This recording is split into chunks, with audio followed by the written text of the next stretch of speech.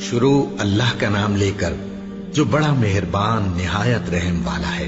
बेशक ईमान वाले कामयाब हो गए जो नमाज में इज्जो नियाज करते हैं और जो बेहूदा बातों से मुंह मोड़े रहते हैं और जो ज़कात अदा करते हैं और जो अपनी शर्मगाहों की हिफाजत करते हैं मगर अपनी बीवियों से या कनीजों से जो उनकी मिल्क होती हैं कि उनसे ताल्लुक कायम करने में उन्हें मलामत नहीं, और जो उनके सिवा औरों के तालिब हों वो अल्लाह की मुकर्रर की हुई हद से निकल जाने वाले हैं, और जो अमानतों और इकरारों को मलहूज रखते हैं और जो नमाजों की पाबंदी करते हैं यही लोग मीरास हासिल करने वाले हैं, यानी जन्नतुल फिरदौस के वारिस बनेंगे, वो उसमें हमेशा रहेंगे।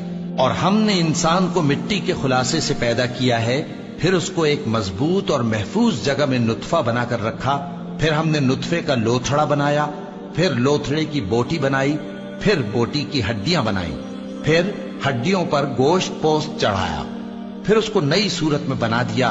सो बड़ा बरकत वाला है अल्लाह जो सबसे अच्छा बनाने वाला है।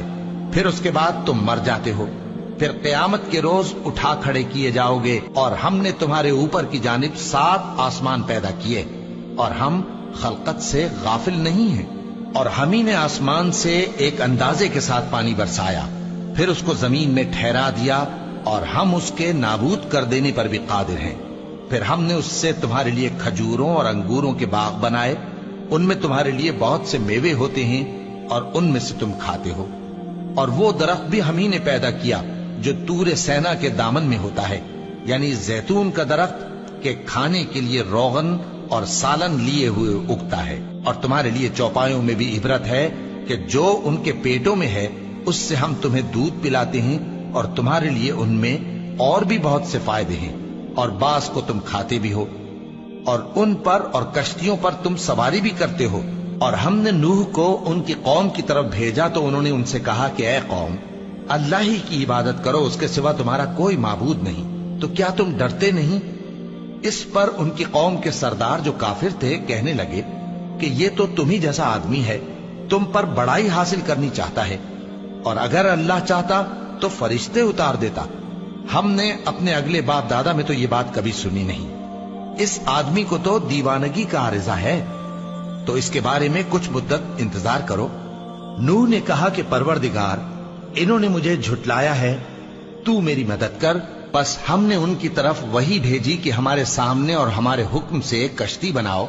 फिर जब हमारा हुक्म आ पहुंचे और तन्नूर पानी से भरकर जोश मारने लगे तो सब किस्म के पालतू हैवानात में से जोड़ा जोड़ा यानी नर और मादा 2-2 कश्ती में बिठा लो, और अपने घर वालों को भी सिवाय उनके जिनकी निस्बत उनमें से हलाक होने का हुक्म पहले सादिर हो चुका है। और जालिमों के बारे में मुझसे कुछ न कहना, वो जरूर डुबो दिए जाएंगे। बस जब तुम और तुम्हारे साथी कश्ती में बैठ जाओ तो अल्लाह का शुक्र करना और कहना कि सब तारीफ अल्लाह ही के लिए है जिसने हमको जालिम लोगों से नजात बख्शी। और ये भी दुआ करना कि ऐ परवरदिगार, हमको मुबारक जगह उतारियो और तू सबसे बेहतर उतारने वाला है। बेशक इस किस्से में निशानियां हैं और हमें तो आजमाइश करना थी। फिर उनके बाद हमने एक और जमात पैदा की और उन्हीं में से उनमें एक पैगंबर भेजा जिसने उनसे कहा कि अल्लाह ही की इबादत करो कि उसके सिवा तुम्हारा कोई माबूद नहीं, तो क्या तुम डरते नहीं? और उनकी कौम के सरदार जो काफिर थे और आखिरत के आने को झूठ समझते थे और दुनिया की जिंदगी में हमने उनको आसूदगी दे रखी थी, कहने लगे कि यह तो तुम ही जैसा आदमी है, जिस किस्म का खाना तुम खाते हो उसी तरह का ये भी खाता है, और जो पानी तुम पीते हो उसी किस्म का ये भी पीता है। और अगर तुमने अपने ही जैसे आदमी का कहा मान लिया तब तो तुम घाटे में पड़ गए।